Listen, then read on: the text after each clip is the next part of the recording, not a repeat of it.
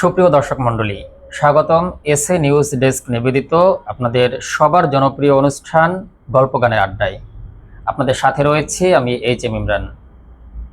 জীবনের প্রতিটি মানুষেরই কোনো না কোনো গল্প থাকে, আর একজন শিল্পীর গল্পগুলো থাকে একটু ভিন্ন, যেখানে থাকে স্বপ্ন, সাধনা, সংগ্রাম এবং অসংখ্য মানুষের ভালোবাসার স্পর্শ। আজকে আমাদের সাথে রয়েছে আপনাদের সবার জনপ্রিয় ব্যক্তিত্ব, জনপ্রিয় শিল্পী, জনপ্রিয় অতিথি আমাদের সজল ভাই। সজল ভাই, আপনাকে স্বাগতম আমাদের আজকের অনুষ্ঠানে। কেমন আছেন আপনি? জি আলহামদুলিল্লাহ ভালো আছি, আপনি কেমন আছেন? জি আমিও ভালো আছি আলহামদুলিল্লাহ। আমরা সবসময় আপনার গান শুনি, আজকে আমরা গানের পাশাপাশি আপনার কাছ থেকে ভিন্ন ধর্মী কিছু শুনতে চাই, কিছু জানতে চাই। তো সেক্ষেত্রে আমরা শৈশব থেকেই শুরু করি। তো আপনার ছোটবেলার এমন কোনো স্মৃতি যা আজও আপনার মনে পড়ে বা সেই স্মৃতিটা এখনো আপনি স্মরণ করেন? আসলে ছোটবেলার স্মৃতি বলতে আমি একদম ছোটবেলা থেকেই গান করি। আমার যখন 6 বছর বয়স তখন থেকে আমার গানের শুরু। জি। তো ছোটবেলার স্মৃতি বলতে আমার এখনো মনে আছে, সম্ভবত 2001 সালের কথা, 1 সাল কিংবা 2000 সালের কথা। জি। তখন আমি সর্বপ্রথম স্টেজে গান করি। তো ওই দিনটার কথা আমার খুব মনে পড়ে। ছোটবেলা স্যারের হাত ধরে স্টেজে ওঠা, সেখানে সবাই একসাথে দলীয় সঙ্গীত করা, সেখান থেকে আবার আমাকে বলা হলো যে তুমি একটা সিঙ্গেল একটা গান করো। আমি করলাম, আমার হাত পা থরথরেই কাঁপছিল। তো সেই দিনটার কথা খুবই মনে পড়ে। তো আস্তে আস্তে আস্তে আস্তে একটা সময় এখন তো সব জায়গাতেই গান করছি, স্টেজ শো করছি, টেলিভিশন লাইভ করছি। সেই তো। তখন আপনার বয়স কত ছিল? 6 বছর। মাত্র 6 বছর বয়সে স্টেজ প্রোগ্রাম, হ্যাঁ। অসাধারণ। তো প্রথম যে প্রোগ্রামটা আপনি আমাদেরকে জানিয়েছেন যে আপনার একটু নার্ভাসনেস কাজ করতেছিল, বাট ওই সময়ের অনুভূতিটা আপনার কেমন ছিল? আসলে ওই সময় অনুভূতি বলতে আমি মানে কি বলবো, আমার সবচেয়ে বেশি মানে ভয় ছিল যে এত এত মানুষ, তাদের সামনে কিভাবে গান করব। স্টেজে ওঠার পর আমার হাত পা কাঁপতেছে এত মানুষ দেখে। তো একটা দুইটা গান করার পরে যখন দেখলাম সবাই খুব আনন্দ করতেছে, দেখলাম প্রায় 10-12 জন ছেলে একটা ছেলেরে উপরে ঢিলা মারলো, আবার তাদের মানে হাতে এসে পড়তেছে। তো ওদের যে একটা আনন্দ, ওই আনন্দ দেখে আমার নিজের ভিতর থেকে একটা উৎফুল্লতা এসে পড়ে যে আমি আমার গানে তারা এত আনন্দ করতেছে, তাহলে আমি তো ভালো হয়ে গেছি। জি জি, তখন আপনার আত্মবিশ্বাসটা বেড়ে গেছে। হ্যাঁ। আচ্ছা আচ্ছা আচ্ছা, ঠিক আছে। আপনার প্রথম আপনার মাত্র 6 বছর বয়সে আপনার স্টেজ প্রোগ্রাম, তো মানে এটা আসলে সত্যি অবাক করার একটা বিষয়। তো প্রথম স্টেজ প্রোগ্রামে আপনার কোন গানটা ছিল, আপনার কি মনে আছে? হ্যাঁ মনে আছে একদম। আমি আসলে মূলত লালন সাইজির বাণীগুলি মূলত শোনা, আমার আম্মাও খুব পছন্দ করতো। তো সেখান থেকে সাইজির একটা বাণী করেছিলাম, খাঁচার ভেতর অচিন পাখি কেমনে আসা যায়। ওয়াও, যদি একটু শোনাতেন দর্শকদের। খাঁচার ভেতর অচিন পাখি কেমনে আসে যায়, খাঁচার ভেতর অচিন পাখি কেমনে আসে যায়, তারে ধরতে পারলে মনো বেরি, ধরতে পারলে মনো বেরি দিতা পাখির পাই কেমনি আসে যায়, খাঁচার ভেতর অচিন পাখি কেমনে আসে যায়। অনেক সুন্দর। আসলে গান, আপনার কণ্ঠের গান আসলে মানে আপনি যত বলেন ততই শুনতে মনে চায়। আমাদের সময় খুব স্বল্প, স্বল্প সময়ে তো আসলে আপনার সব গানগুলো আমাদের পক্ষে শোনা সম্ভব না। কারণ হচ্ছে আজকে আমরা শুধু গানই শুনবো না, আপনার জীবনের কিছু গল্প যেগুলো পরবর্তী প্রজন্মের শিল্পীর জন্য একটা অনুপ্রেরণামূলক হয়ে থাকবে। সজল ভাই, প্রত্যেকটা মানুষের জীবনেরই দুটি দিক থাকে, একটা হচ্ছে সাফল্য আর একটা হচ্ছে ব্যর্থতা। সাফল্যের গল্প তো আমরা সবসময়ই শুনি, আজকে না হয় আপনার কাছ থেকে একটু ব্যর্থতার গল্প শুনি। আপনার জীবনে এমন কোনো ব্যর্থতার গল্প আছে যা আপনাকে বদলে দিয়েছিল? আসলে ব্যর্থতার গল্প বলতে আমি সবসময় চেষ্টা করেছি গান নিয়ে এগিয়ে যাওয়ার জন্য। জি। মাঝখানে আমার একটা বাধা ছিল, সেটা হচ্ছে আমি প্রায় 12 বছর মাদ্রাসায় পড়াশোনা করেছি। আচ্ছা। তো মাদ্রাসা থেকে বের হয়ে এই গানের জগতে আসা এটা কিন্তু চারটিখানি কথা না, অনেক কাঠখড় বের হয়ে কিন্তু এতটুকু আসা। জি। আমার মায়ের খুব ইচ্ছা ছিল ছেলে একদিন বড় শিল্পী হবে, সে গান করবে। তো মায়ের ইচ্ছাটাকে ধরে রাখার জন্যই কিন্তু আজকে এই গানের লাইনে আসা। আচ্ছা। তো ব্যর্থতা বলতে আমি মনে করি যে আসলে এই ব্যর্থতাকে সবকিছু উপেক্ষা করে আমি কিন্তু আজকে এখানে এসেছি। আচ্ছা। যত বাধাই আসুক না কেন, যত বিপত্তি আসুক না কেন, আমি কিন্তু সবসময় চেষ্টা করেছি গানকে প্রাধান্য দেওয়ার। জি। তো সেই দিক থেকে আমার মা যেদিন মারা যায়, সেদিন তার মারা যাওয়ার আগে তার শেষ কথা ছিল যে বাবা তুমি কখনো গানটা ছাড়বা না, আর তোমার ভিতরে কোনোদিন অহংকার জিনিসটা আনবা না। তো মায়ের এই কথা ধরে রাখার জন্য আজকে এই গানের লাইনে আসা। তো আমি মনে করি সব কিছু উপেক্ষা করে আজকে আমি এই জগতে যেহেতু আসতে পেরেছি, মানুষ আমাকে সাদরে গ্রহণ করেছে, আমার গান শুনছে, মানুষ ভালোবাসে, এটাই আমার কাছে সফলতা। সব ব্যর্থতাকে পেরিয়ে আমি এখানে এতটুকু আসতে পেরেছি, এটাই আমার কাছে মনে হয় অনেক বড় পাওয়া। তো এই যে বিভিন্ন প্রতিকূলতা, বিভিন্ন বাধা উপেক্ষা করে আপনি আজকে যে জায়গাটায় আসছেন, আপনি এই দিক থেকে সমাজের মানুষের যাদের একটা ভুল ধারণা, এদের জন্য আপনি কি বলবেন? গানের মাধ্যমে সমাজের অনেক প্রতিকূলতা ফুটে উঠে, কিন্তু আমরা গানের মাধ্যমে অনেক কিছু শিক্ষা পাই, অনেক কিছু জানতে পারি, অনেক কিছু শিখতে পারি। তো এটা অনেকেই অনেকভাবে নেয়। সমাজের অনেক মানুষ গান পছন্দ করে না। আমি তাদেরকে একটা কথাই বলবো যে আসলে গান থেকে জ্ঞান অর্জন করার চেষ্টা করুন, তাহলে অনেক কিছু জানতে পারবেন, অনেক কিছু শিখতে পারবেন। আর আমাদের এই বাংলার মাটির সুর, মাটির গান, এটা যুগ যুগ ধরে চলে আসছে। আমরা ভালো কিছু অর্জন করতে পারলে, ভালো কিছু শুনতে পারলে অবশ্যই সেখান থেকে জ্ঞান অর্জন করতে পারবো। আমি মনে করি এটাই আমার সব সমাজের যত মানুষ আছে সকলের কাছে আমার একটাই অনুরোধ যে আপনারা গানটাকে জ্ঞান হিসাবে নিন, অনেক কিছু জানতে পারবেন, অনেক কিছু শিখতে পারবেন এই গান থেকে। জি। আমি মনে করি আপনার এই কথার মাধ্যমে সমাজের প্রচলিত ভুল, যাদের ভুল ধারণা আছে, সেই ভুলটি আশা করি ভেঙে যাবে। গানের জগতে আপনি এসেছেন, প্রত্যেকটা মানুষের জীবনে সে যে পেশাতেই থাকুক না কেন, তার একজন আইডল অথবা কাউকে না কাউকে অনুসরণ করে। আপনার পছন্দের শিল্পীকে?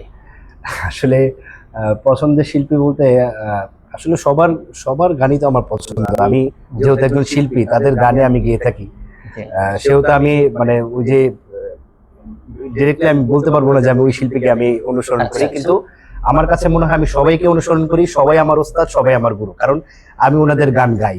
অবশ্যই ওনাদেরকে আমার মান্য করা উচিত।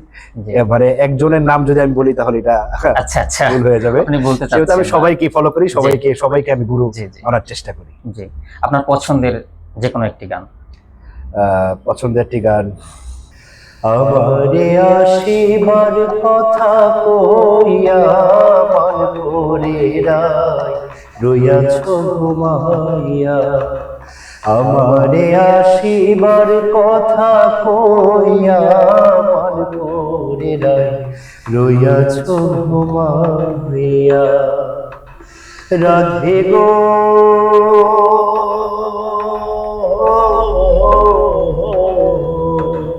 আমার কথা নাই তোর মনে, প্রেম করছো আয়ানের সনে, শুইয়া আছো নিজ পতি লইয়া। আমি আর কতকাল থাকবো রাধে গো, আমি আর কতকাল থাকবো রাধে গো। রাধে দুয়ারে দাঁড়াইয়া, রাধে দুয়ারে দাঁড়াইয়া পান করে রায় রইয়াছ ঘুমাইয়া। আমারে আসিবার কথা কইয়া পান করে রায় রইয়াছ ঘুমাইয়া। অনেক সুন্দর। আপনি একজন শিল্পী, শিল্পী না হলে আপনার কি হওয়ার স্বপ্ন ছিল? আসলে শিল্পী না হলে কি হওয়ার স্বপ্ন ছিল বলতে, আমি কিন্তু একই ধারায় একজন সঙ্গীত শিল্পী, আমি একজন নাট্যশিল্পী, আমি নাটকও করি, সেটা হয়তো অনেকেই জানে। ইদানিং আমার বেশ কিছু নাটক রিলিজ হবে আর কি, শুটিং চলছে, রানিং। আমার আসলে শিল্পী মানে আমি এই জগৎটা নিয়েছিলাম, গান, অভিনয়, নাচ। আমি কিন্তু ক্লাসিক্যাল ডান্সও জানা আছে আমার, তো সবকিছুই জানা আছে। কিন্তু এগুলি যদি না হতাম অবশ্যই ক্রিকেটার হতাম। আমার ক্রিকেটের প্রতি প্রচুর পরিমাণ ভালোবাসা ছিল ছোটবেলা থেকেই, অনেক বেশি খেলাধুলা পছন্দ করতাম।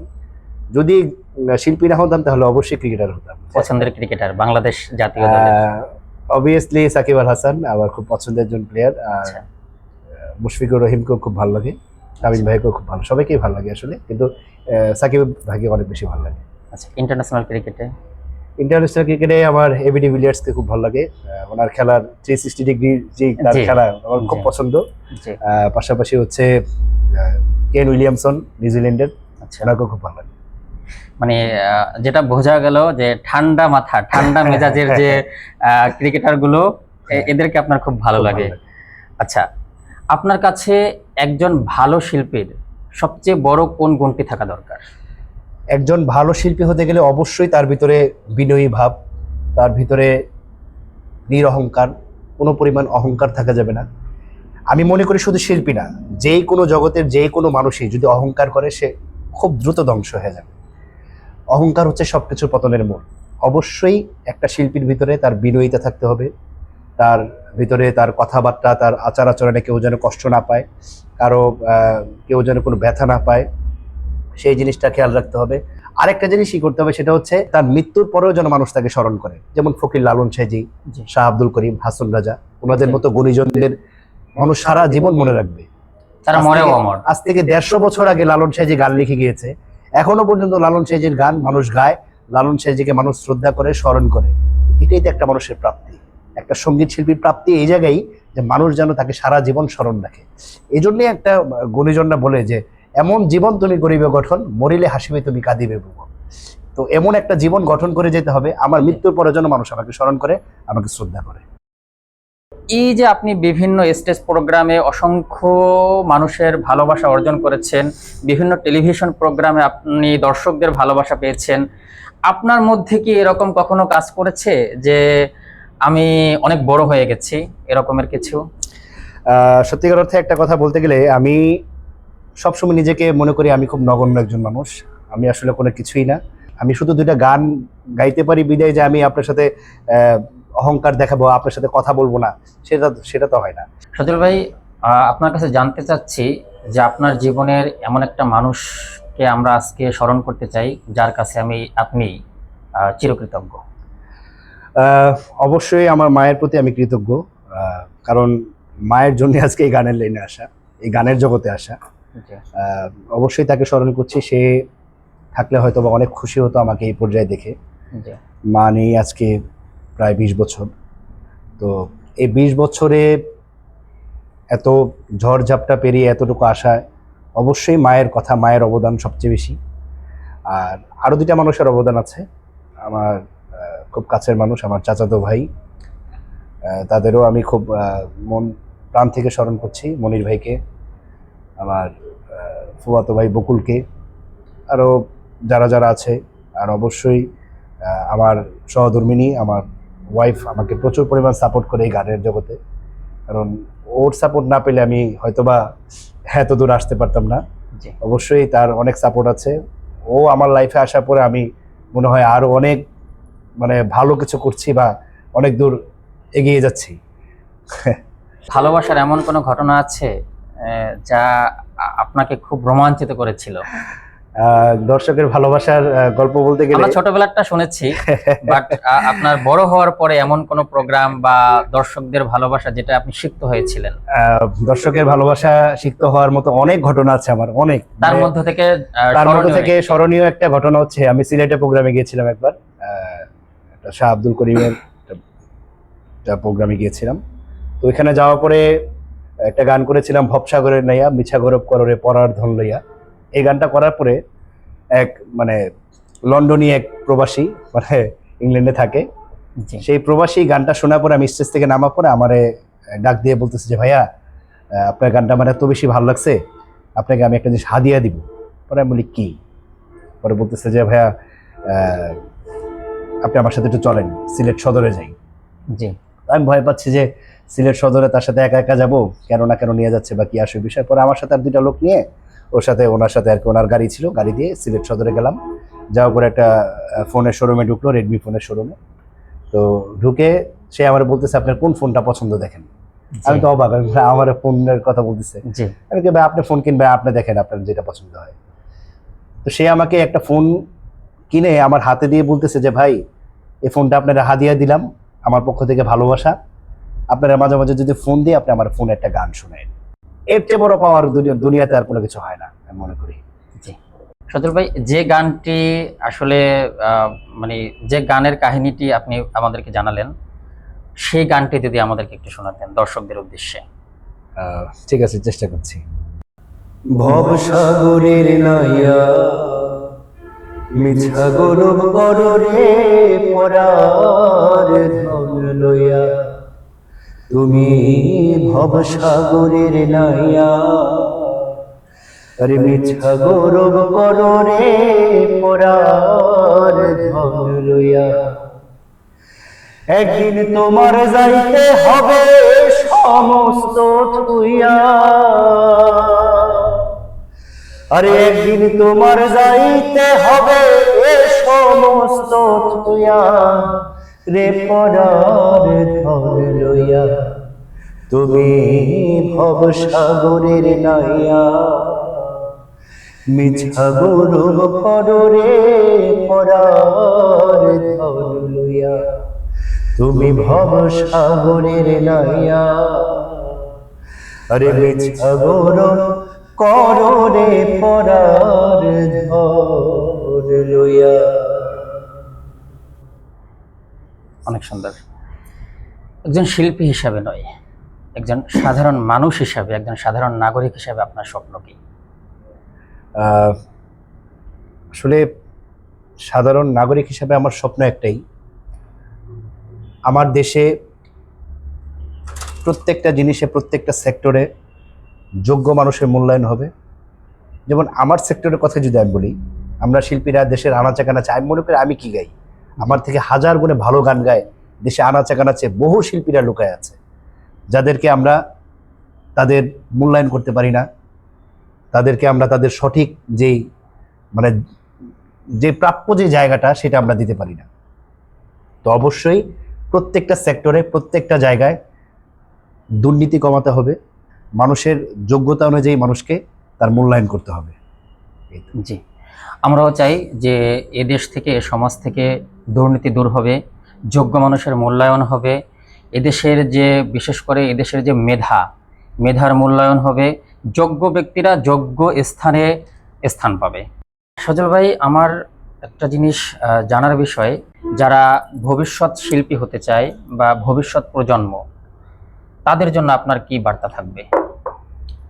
আসলে আমি শুধু একটা কথাই বলতে চাই,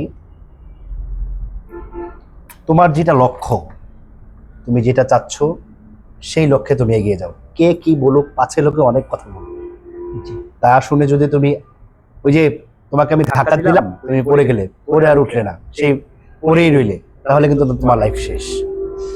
তো আগামী প্রজন্মে যারা শিল্পী হতে চায় বা যে কোনো পেশায় জড়াতে চায়, জি, অবশ্যই তার লক্ষ্য ঠিক থাকতে হবে, সে একটা লক্ষ্যে এগোতে হবে যে আমি এই জিনিসটাই করব, এটাই আমার লক্ষ্য, এখানে আমি পৌঁছাবো।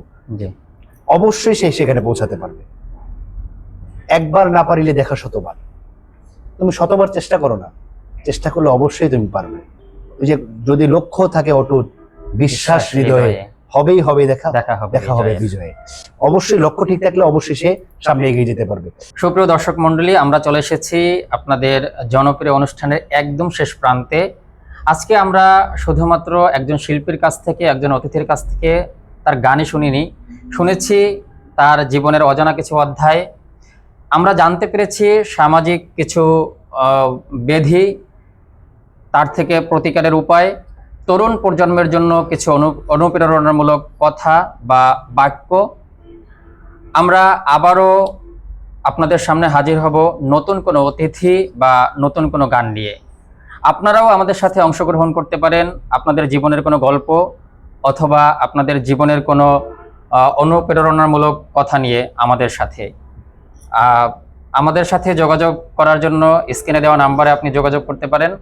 আমরা অনুষ্ঠানটি শেষ করার আগে আমরা আমাদের প্রিয় অতিথি যার হাতে খড়িটা হয়েছিল বা যার উৎসাহে আজকে সজল ভাই আমাদের মাঝে গান নিয়ে আসতে পেরেছেন, তার গর্ভধারিণী মা যে আজকে পৃথিবী ছেড়ে চলে গেছেন, এই মায়ের জন্য একটা গান শুনতে শুনতে আজকে অনুষ্ঠান থেকে আমরা বিদায় নেব। মায়ের একদার দুধের দাম কাটিয়া গায়ের চাপ, পাপুষ বানাইলেও ঋণের শোধ হবে না। এমন দরদি ভাবে কেউ হবে না আমার মা গো। এমন দরদি ভাবে কেউ হবে না আমার মা গো। পিতা আনন্দে মাতিয়া সাগরে ভাসাইয়া, সেই যে চইলা গেল ফিরাইল না। পিতা আনন্দে মাতিয়া সাগরে ভাসাইয়া, সেই যে চইলা গেল ফিরাইল না। মায়ে দরিয়া জঠরে কত কষ্ট করে, দরিয়া জঠরে মায়ে দরিয়া জঠরে কত কষ্ট করে 10 মাস 10 দিন পরে পেল বেদনা। এমন দরদি হবে কেউ হবে না আমার মা গো। এমন দরদি হবে কেউ হবে না আমার মা।